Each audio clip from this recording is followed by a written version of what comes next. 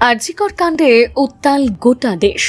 কেউ মোমবাতি হাতে তো কেউ আবার মোবাইলের ফ্ল্যাশ জ্বালিয়ে নামছেন প্রতিবাদে। সকলের গলায় একটাই সুর, বিচার চাই, বিচার দাও। তবে একবারও ভেবে দেখেছেন কিভাবে ঘটল এই মর্মান্তিক ঘটনা? কেনই বা মমতা বন্দ্যোপাধ্যায় সরকার বারে বারে আড়াল করার চেষ্টা করছে দোষীদের? বারবার ট্রান্সফার হয়ে যাওয়ার পরেও কেন আরজি করেই ফিরে এসেছেন সন্দীপ ঘোষ? চলুন আজকের এই ভিডিওতে তেমনি বেশ কয়েকটি বিষয় নিয়ে আলোচনা করা যাক। সন্দীপ ঘোষ বিগত বেশ কয়েকদিন ধরে সংবাদ মাধ্যমে ঘোরাফেরা করছে এই নামটা, কারণ আরজিকর হাসপাতালে ঘটে যাওয়া মর্মান্তিক ঘটনা। কলকাতার সরকারি এই হাসপাতালে মহিলা চিকিৎসক খুনের ঘটনায় উত্তাল হয়ে উঠেছে সমগ্র দেশ। এমনকি ঘটনার প্রতিবাদে কর্মবিরতির ডাক দিয়েছেন জুনিয়র চিকিৎসক, নার্স, স্বাস্থ্যকর্মীরাও। যদিও সাধারণ মানুষের কথা চিন্তা করে খুলে রাখা হয়েছে জরুরি পরিষেবা, দোষীদের উপযুক্ত শাস্তি না হওয়া পর্যন্ত কেউ ফিরতেই চাইছেন না কাজে। একদিকে যখন আরজিকরের ঘটনায় সাধারণ মানুষ পথে নেমেছেন, ঠিক তখনই এই ঘটনার সঙ্গে জুড়ে গিয়েছে রাজনীতির রং। ইতিমধ্যেই পদত্যাগ করেছেন অধ্যক্ষ সন্দীপ ঘোষ।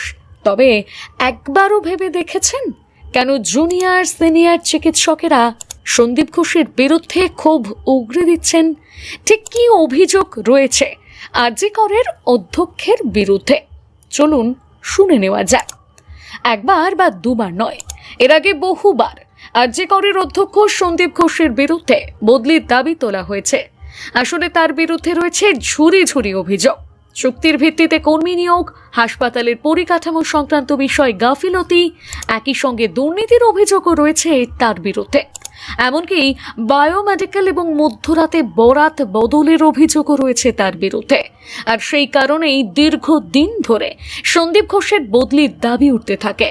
বিতর্কের আবহে বদলির নির্দেশ জারি করে স্বাস্থ্য ভবন, কিন্তু এত বিতর্ক থাকা সত্ত্বেও বদলি করা হয়নি সন্দীপ ঘোষকে। 2023 সালের মে মাসে আরজিকরের প্রিন্সিপাল সন্দীপ ঘোষের বদলির নির্দেশ জারি করা হয়েছিল। তারপর তাকে মুর্শিদাবাদের মেডিকেল কলেজের অস্থিরোগ বিভাগের প্রফেসর পদে ট্রান্সফার করা হয়। আরজিকরে তার বদলে আনা হয় উলুবেড়িয়ার শরৎচন্দ্র চট্টোপাধ্যায় মেডিকেল কলেজের অধ্যক্ষ সনদ ঘোষকে। তিনি আরজিকরে এসে দেখেন সন্দীপ অফিসে নেই। দীর্ঘক্ষণ অপেক্ষা করার পর স্বাস্থ্য ভবনে ইমেল করে জয়নিং রিপোর্ট জমা দেন তিনি। যদিও 48 ঘন্টা পেরোতে না পেরোতেই ঘুরে যায় গোটা গল্প। প্রিন্সিপাল সন্দীপের বদলির নির্দেশিকা বাতিল করে দেওয়া হয়, পুনরায় ফিরিয়ে আনা হয় তাকে। 5 মাস পর ওই বছরের সেপ্টেম্বর মাসে ফের একবার সন্দীপকে বদলির নির্দেশ জারি করা হয় স্বাস্থ্য ভবনের তরফে। সেবার সন্দীপ ঘনিষ্ঠ কয়েকজন প্রাক্তনী এবং বহিরাগত বিক্ষোভ শুরু করে দেন। বারাসাত মেডিকেল কলেজের অধ্যক্ষ মানস বন্দ্যোপাধ্যায়কে আরজিকরে যোগ দিতে বাধা দেওয়া হয়। সেই সময় বিক্ষোভকারীরা দাবি করেছিলেন রাজ্যের মুখ্যমন্ত্রী মমতা বন্দ্যোপাধ্যায়ের এক আলাদা দায়ী ভরসা রয়েছে সন্দীপ ঘোষের ওপর। সেবারেও কিন্তু তার বদলি আটকে যায়। তবে শুনলে অবাক হবেন, এই সন্দীপের বিরুদ্ধে অভিযোগ রয়েছে স্ত্রীর ওপর অত্যাচার করার। হ্যাঁ, ঠিকই শুনেছেন, বাড়িতে স্ত্রীর ওপর অত্যাচার করেন সন্দীপ। সেই প্রিন্সিপালের কাছে কিভাবে সুরক্ষিত থাকতে পারে নারীরা? এই প্রশ্নটা কিন্তু থেকেই যায়। মধ্যরাতে আরজিকরে ভাঙচুর হলো, কিন্তু এই ভাঙচুর করলো কারা? পুলিশ কেন আগে থেকে কিছুই বুঝতে পারলো না? কেনই বা বিক্ষোভরত চিকিৎসকদের ওপর অত্যাচার চালানো হলো? 14ই অগস্ট মধ্যরাতে মেয়েরা যখন নেমেছেন রাস্তায় বিচার চাইতে, ঠিক তখনই আরজিকর হাসপাতালে চলে ব্যাপক ভাঙচুর। প্রায় আধ ঘন্টা ধরে আরজিকর হাসপাতালের জরুরি বিভাগে তোলপাড় করে বহিরাগত দুষ্কৃতীরা। এই ঘটনায় নাকি 19 জনকে গ্রেপ্তার করেছে কলকাতা পুলিশ। তবে প্রশ্নটা অন্য জায়গায়। কিভাবে রাতারাতি 1000 মানুষের জমায়েত তৈরি হয়ে গেল? সত্যি কি আগে থেকে কোনো রকমের খবর ছিল না পুলিশের কাছে? কেনই বা বিক্ষোভরত চিকিৎসকদের মারধর করা হলো? সবচেয়ে উল্লেখযোগ্য বিষয় হলো যে সময় হামলাকারীরা আরজিকর হাসপাতালে হামলা চালায় ঠিক সেই মুহূর্তে লুকিয়ে পড়েছিল পুলিশ। হামলাকারীদের দেখেই আত্মসমর্পণ করেছিল পুলিশ। এমনকি চিকিৎসকদের কাছে তারা বারে বারে অনুরোধ জানাচ্ছিল তাদের বাথরুমে লুকিয়ে দেওয়ার জন্য। কিন্তু কেন? সোশ্যাল মিডিয়ায় ছবি পোস্ট করে কেন হামলাকারীদের খোঁজ চালানো হলো, এই প্রশ্নটাও কিন্তু থেকেই যাচ্ছে। সালটা 2001।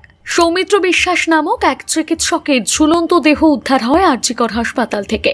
সূত্রের খবর, আরজিকরে যে সেক্স র্যাকেট চালানোর অভিযোগ উঠেছে সেই সম্পর্কে নাকি জানতে পেরে গিয়েছিলেন সৌমিত্র বিশ্বাস। এমনকি পুরো ব্যাপারটা খোলসা করার হুমকি দিয়েছিলেন তিনি। আর তারপরে হাসপাতালের ভেতর থেকে উদ্ধার হয় তার ঝুলন্ত দেহ। তবে কেবলমাত্র তিনি একা নন। 2003 সালে আরজিকর হাসপাতালের হাউস স্টাফ অরিজিৎ দত্ত আত্মহত্যার পথ বেছে নেন। ঠিক তারপর 2016 সালে আরজিকরের প্রফেসরের আত্মহত্যার খবর প্রকাশ্যে আসে। এরপর 2020 হাসপাতালে এক জুনিয়র চিকিৎসক এমার্জেন্সি বিল্ডিং থেকে ঝাঁপিয়ে আত্মহত্যা করে। ওই বছরই আবার পৌলমী সাহা নামক এক পোস্ট গ্রাজুয়েট ট্রেনি আত্মহত্যার পথ বেছে নেন। 2023 সালে ড্রাগসের ওভারডোজের কারণে মৃত্যু হয় ইন্টার্নের। আর এবারে মৃতদেহ উদ্ধার হলো তরুণী চিকিৎসকের। এই এতগুলো কাণ্ড ঘটে যাওয়ার পরেও মুখে কুলু পেটেছে পশ্চিমবঙ্গ সরকার। এমনকি তৃণমূল নেতা শান্তনু সেন আরজিকর হাসপাতাল নিয়ে মুখ খুলতেই পড়েছিলেন মহাবিপদে। সংবাদ মাধ্যমের মুখোমুখি হয়ে তিনি জানিয়েছিলেন আরজিকরে তার মেয়ে নিত্যদিন যাতায়াত করে, আর এটাই এখন তার চিন্তার কারণ। তার মনে হয়েছিল এই হাসপাতাল সুরক্ষিত নয়। এমনকি তিনি বলেছিলেন পড়াশোনার বদলে অন্য কাজ বেশি হয় আরজিকরে। শুনলে অবাক হবেন, নিজের এমন মতামত প্রকাশ করার কারণেই দল তাকে সাসপেন্ড করেছিল। তাহলে বুঝতেই পারছেন তো তৃণমূলের সঙ্গে সন্দীপ ঘোষের সম্পর্কটা ঠিক কতটা গভীর। সত্যি কি ধর্ষণ করে খুন করা হয়েছে ডাক্তার দিদিকে, নাকি অনেক আগে থেকেই এই সম্পূর্ণ ঘটনাটা প্ল্যানিং করা হয়েছিল? চিকিৎসক মহল দাবি করছে এই সম্পূর্ণ ঘটনাটি নাকি আগে থেকেই প্ল্যান করা ছিল। কেবলমাত্র ঘটনার মোড় অন্যদিকে ঘুরিয়ে দেওয়ার জন্য ধর্ষণের মতন জঘন্য রাস্তা বেছে নেওয়া হয়েছে। এবারে এই বিষয়টাই আলোচনা করব আমরা। কলকাতা পুলিশের দাবি এই সমগ্র ঘটনাটা ঘটিয়েছে সিভিক ভলেন্টিয়ার সঞ্জয়। ইতিমধ্যে তাকে গ্রেপ্তারও করা হয়েছে। যদিও আম জনতা থেকে চিকিৎসকেরা কিন্তু দাবি করতেন এই ঘটনা মোটেই একজনের দ্বারা ঘটানো সম্ভব নয়। অনেকেরই মতে আরজিকরে ঘটে চলা নানান অপ্রীতিকর ঘটনার সম্পর্কে জেনে গিয়েছিলেন তরুণী চিকিৎসক। এই বিষয়ে তিনি নাকি কথা বলতে চেয়েছিলেন। এমনকি সমগ্র বিষয় নিয়ে পদক্ষেপ নেওয়ার চিন্তা ভাবনা করেছিলেন তিনি। আর সেই কারণেই এমন মর্মান্তিক ঘটনার সম্মুখীন হতে হলো তাকে। সিবিআই এর হাতে রয়েছে ঠিক কোন কোন প্রশ্ন। 1. সত্যি কি এই সমগ্র ঘটনা একাই ঘটিয়েছে সঞ্জয়, নাকি তার সঙ্গে ছিলেন আরো অনেকেই? 2. ঘটনার দিন রাত্রেবেলা তিনি কি একাই ডিউটি করেছিলেন? যদি তার সঙ্গে আরো অনেকে ডিউটি করে থাকেন, তারা গেলেন কোথায়? 3.